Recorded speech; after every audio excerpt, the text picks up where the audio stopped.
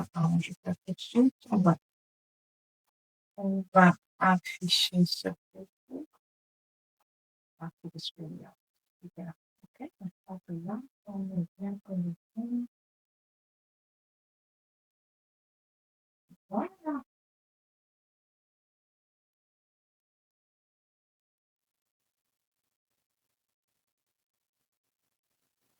Alors, salut à toi sur Instagram et salut à toi sur toi qui me suis sur Facebook.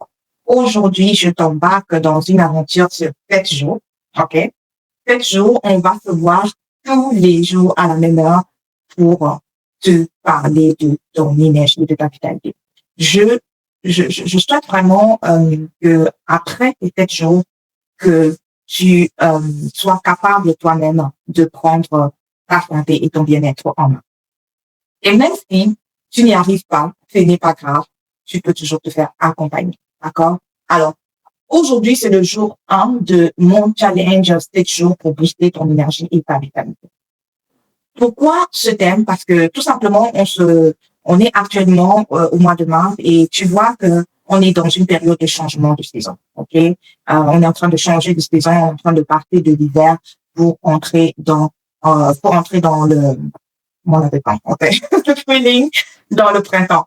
Ok, et évidemment, il y a beaucoup de choses qui se mettent en place déjà au niveau même de ta santé. Ok, donc il faut absolument que tu fasses plus attention aux signes que ton corps te donne et principalement, tu vas remarquer que c'est une période où tu es tout le temps fatigué.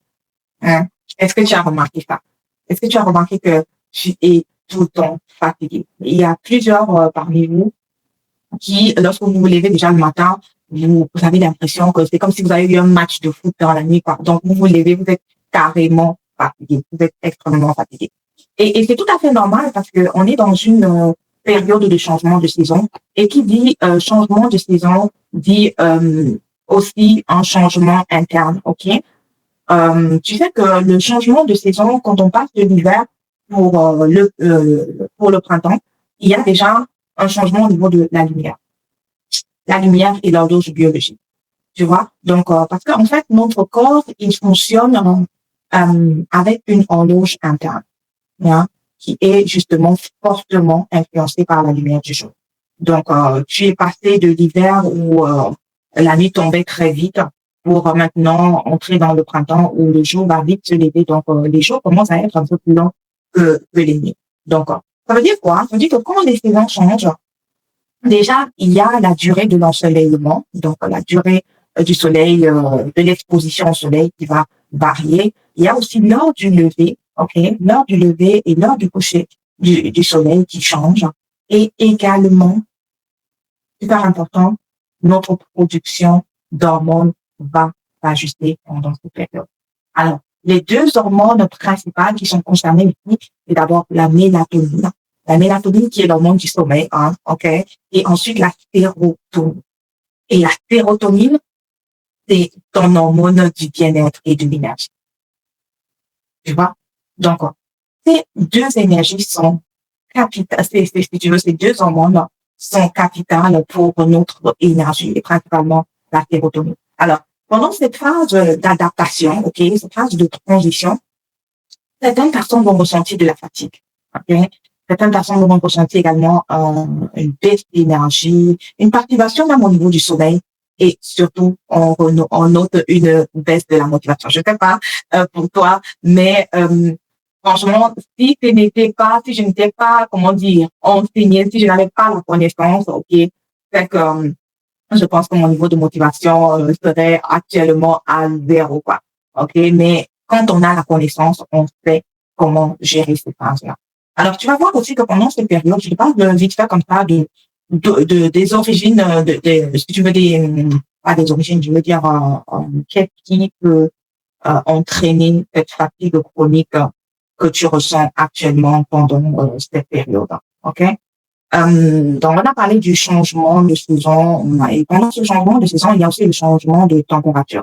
Il y a des variations de température, comme ce matin, je pense que nous sommes passés déjà par peut-être 4 degrés à 8 degrés, à 5 degrés encore, et actuellement on doit être à 10 degrés parce qu'il a plu ce matin il a fait soleil, il a plu encore, et maintenant il fait soleil. Donc, il y a des variations de température qui ont aussi un impact sur notre énergie et sur notre organisme. Et c'est pour cette raison que vraiment, ça fatigue tout simplement. Et justement, il faut que ton système immunitaire s'adapte. Alors, ça lui coûte de l'énergie pour s'adapter. OK? Ça lui coûte de l'énergie. Donc, tu vas voir aussi que, évidemment, lorsqu'on parle du changement des saisons, on va aussi parler de changement dans l'alimentation parce que tu vas voir au niveau, quand tu iras au supermarché pour faire tes achats, tu vas voir qu'il y aura d'autres types d'aliments qui seront dans les rayons que d'autres. Donc, il y a d'autres qui sortent, voilà, et d'autres qui rentrent. OK? Donc, également, ton alimentation sera impactée.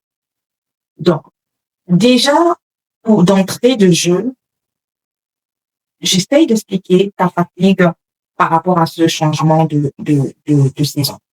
Mais en fait, là, on était, disons, au niveau de l'aspect énergie, OK? Là, c'est au niveau de ton énergie. Évidemment, si ton énergie est touchée, ta vitalité est touchée. Mais peut-être avant de continuer, j'aimerais qu'on précise un peu ce que c'est que ta vitalité. On précise un peu l'énergie, je sais que tout le monde peut se dire, c'est quoi l'énergie, OK? Mais j'aimerais préciser vraiment la vitalité, OK? Peut-être c'est un terme des fois qui peut prêter à confusion. Et j'aimerais te dire ce que c'est que la vitalité, OK? La vitalité. Donc, la vitalité, on peut définir la vitalité, ça c'est une définition que je prends de la plus bien. Je crois que j'ai fait une sorte de combinaison de définitions un peu partout. Et j'en suis venue à définir la vitalité comme un ensemble de forces physiques, mentales et émotionnelles, OK, qui vont permettre à une personne de fonctionner, OK, de fonctionner. Donc, c'est vraiment un ensemble, comme je dis, de forces physiques, mentales et émotionnelles qui vont permettre à un être humain de fonctionner, d'agir et de se maintenir en vie avec énergie et dynamisme, OK? Énergie et dynamisme. Donc, il faut dire que c'est une notion qui est à la fois biologique, physiologique, biologique, psychologique, OK? On a parlé du mental. Et je dirais même spirituel, OK? Je dirais même spirituel. Alors, sur le plan biologique, la vitalité va par exemple désigner la capacité de ton corps à maintenir tes fonctions vitales, que ce soit la respiration, la circulation du sang, OK, la digestion. Et aussi, la vitalité va mesurer ta capacité à résister aux maladies. Et c'est là où je veux vraiment en venir pendant cette période. Parce que je sais qu'il y a beaucoup de gens qui sont malades. Quand je vais, par exemple, prendre mon fils à la kita, il me dit toujours, maman, tel enfant n'était pas là aujourd'hui, la maîtresse n'était pas là aujourd'hui. Parce que les gens sont malades. Le voisin, quand je sors, le voisin me croise. La première question qu'il me pose, c'est toujours, tout le monde est en santé chez vous, ça va et tout. Hein? Et après, ils vont te faire un commentaire comme quoi, actuellement, beaucoup de gens sont malades, hein, et tout. Donc, en fait, ça, c'est la vitalité. Hein. La vitalité, c'est vraiment ta capacité, OK, la capacité de ton corps à résister aux maladies, à se régénérer, Est-ce que tu te régénères vite? Et à s'adapter même aussi à son environnement. Ça, c'est ta vitalité. Alors, ça veut dire quoi? Ça veut dire que la vitalité est le plus souvent liée à ton état général de santé, OK? Et aussi, évidemment, à ton énergie, hein? À ton énergie. Et lorsqu'on ne peut pas parler de vitalité, d'énergie, sans parler de système immunitaire. Donc, tout cela, c'est un package. Et c'est un package. Et pendant ces 7 jours, je veux vraiment t'encourager et t'amener à petit construire ton capital vitalité. OK? En soutenant ton système immunitaire, en soutenant ton énergie, et voilà. Et pourquoi pas en soutenant aussi ta capacité à récupérer. Alors, sur le plan psychologique, parce qu'on a parlé de la vitalité comme étant aussi un ensemble de forces mentales. OK? Donc, au niveau psychologique, la vitalité va correspondre à ce qu'on appelle la motivation, OK? La motivation, l'entrain. C'est-à-dire que oui, il y a des gens qui vont te dire, j'ai pas vraiment, en allemand, on appelle le mot Lust, hein? En allemand, on va dire Lust, c'est-à-dire envie. Donc, tu n'as pas d'envie, tu manques d'entrain, tu manques comme d'énergie, tu manques un peu de présence mentale, ok? Donc, la personne ayant de la vitalité mentale va se sentir dynamique, motivée. Donc, lorsque il y a quelque chose à faire, allez, la personne se lève directement, est prête à agir. C'est une personne qui est engagée dans ses activités. Et c'est pour ça que je t'ai parlé aussi de productivité, ok? Parce que lorsque tu vas mettre en application ce que je vais partager avec toi pendant ces 7 jours, tu vas remarquer que, oh là là, tu sais quoi? J'ai un problème d'énergie. Je vais prendre juste mon chargeur. Donc, tu me donnes quelques. OK. Alors, on est là.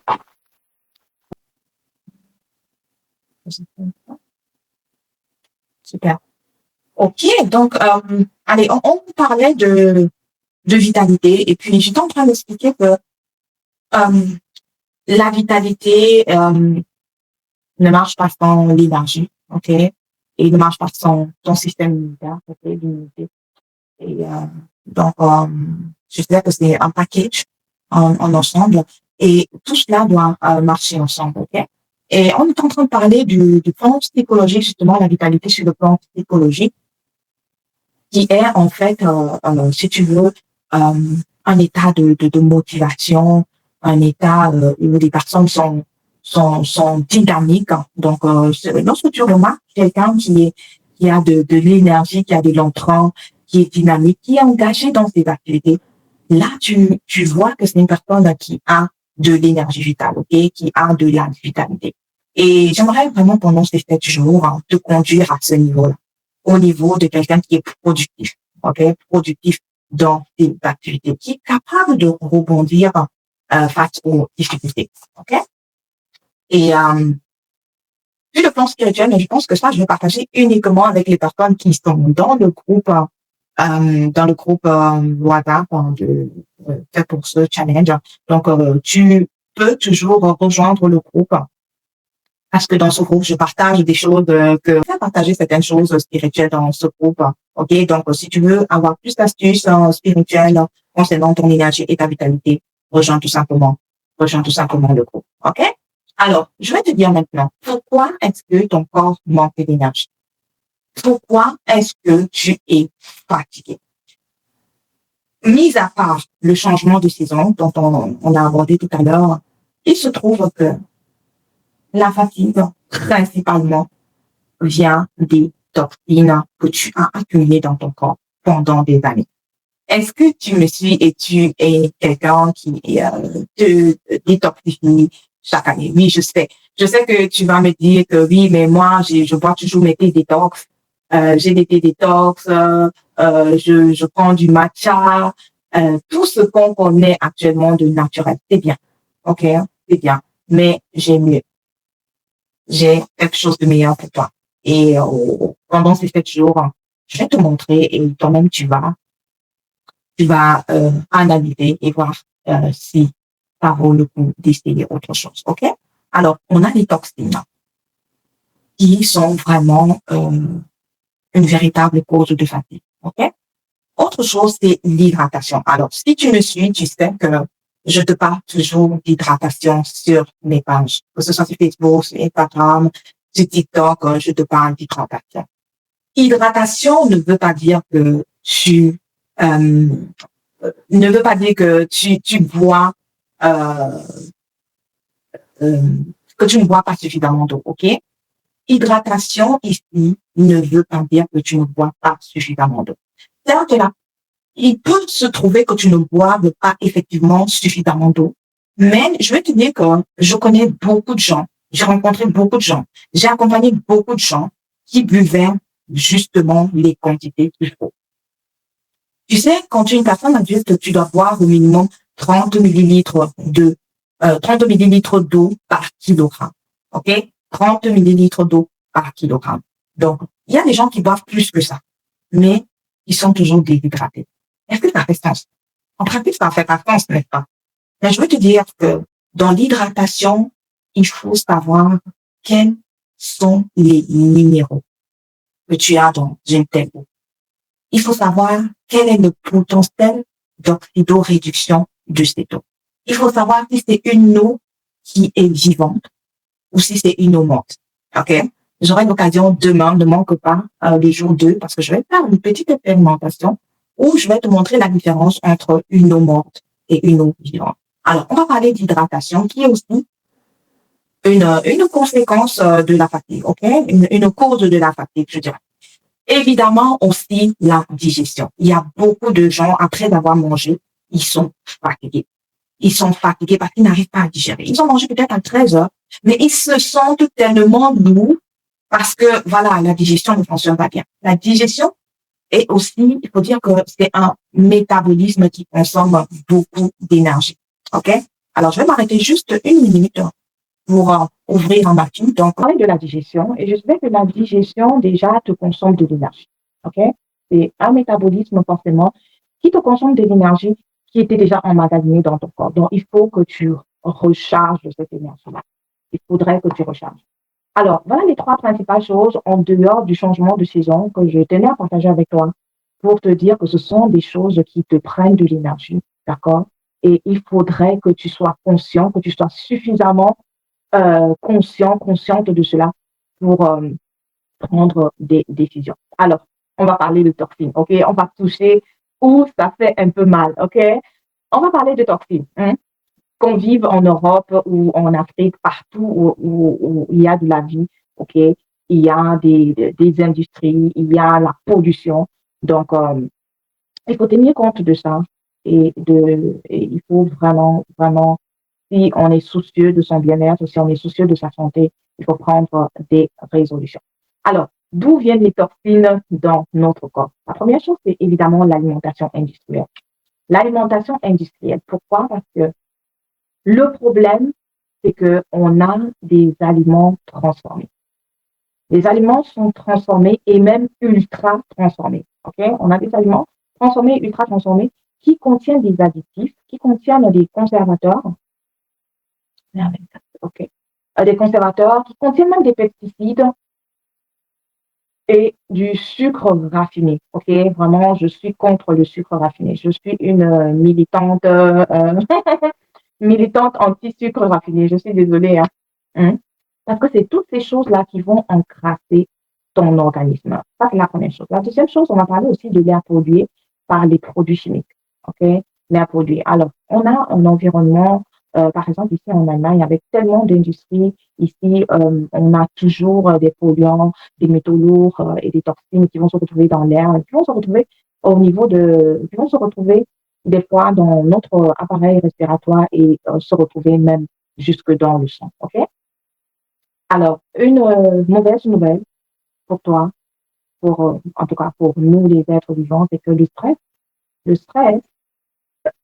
et les émotions négatives aussi vont créer, euh, euh, comment dire, vont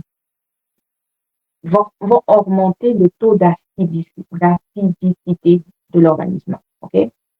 Si tu es régulièrement stressé, si tu nourris des émotions négatives, tu nourris des pensées négatives, ce stress chronique-là, récurrent, va acidifier ton organisme et empêcher justement l'élimination des toxines. OK?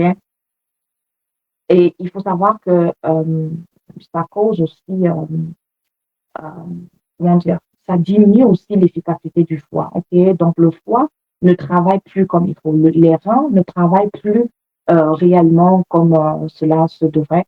Et tu sais que le foie et le rein sont des organes qui nous aident à filtrer, OK, à filtrer les toxines.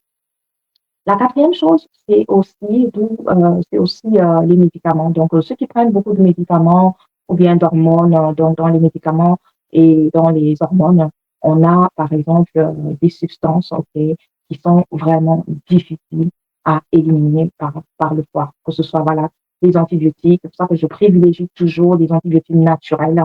Et j'aurai l'occasion de t'en parler la semaine prochaine d'un super antibiotique naturel que nous, on a l'habitude d'utiliser lorsque, que ce soit, voilà, qu'il s'agisse des différents, que ce soit les parasites, etc. Bref, on aura l'occasion d'en parler.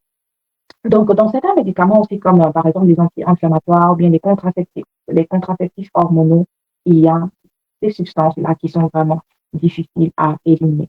Alors, comment est-ce que tu peux éliminer les toxines naturellement? On en vient. Parce que si tu arrives à éliminer les toxines naturellement, ou bien avec, si tu as une méthode pour éliminer les toxines, évidemment que tu es en train d'aider ton corps à retrouver son énergie.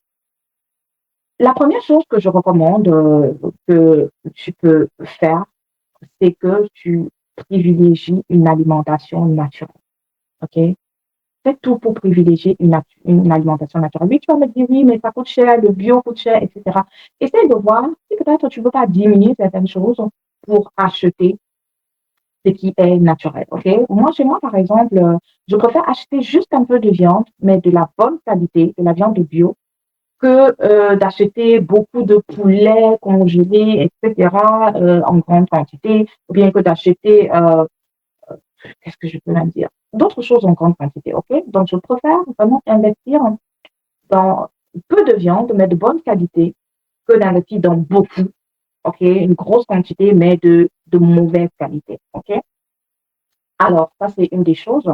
Tu vas privilégier aussi une alimentation qui est riche en légumes verts, ok? Une alimentation riche en légumes verts, en de bonnes graisses, ok? Et fibres, les fibres, c'est super important pour la digestion, les fibres. Tu vas également, une autre astuce que je vais te donner, je vais aller vite un peu, peut-être on aura l'occasion de revenir et n'hésite pas à me laisser tes questions. On va prendre, on va avoir le temps de rassembler toutes les questions et on va répondre le dernier jour. Donc, euh, il faut aérer chez toi. OK? C'est aussi une astuce. Il faut aérer ton intérieur. Il faut aérer. OK? Purifier l'air, renouveler l'air. C'est super important. Il faut que tu optes aussi pour des produits ménagers qui sont naturels. De préférence, il y a tellement d'astuces aujourd'hui.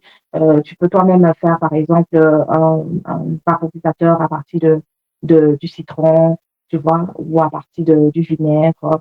Il y a tellement de choses que tu peux, voilà, que tu peux changer dans ta cuisine pour utiliser moins de produits ménagers, voilà, plein de produits chimiques. OK?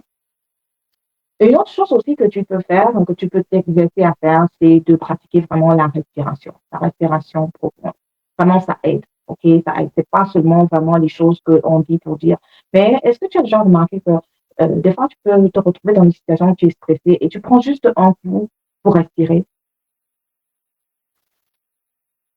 Du coup, tu te sens comme soulagé. OK? Donc, contre le stress, essaye de faire de temps en temps des exercices de respiration profonde.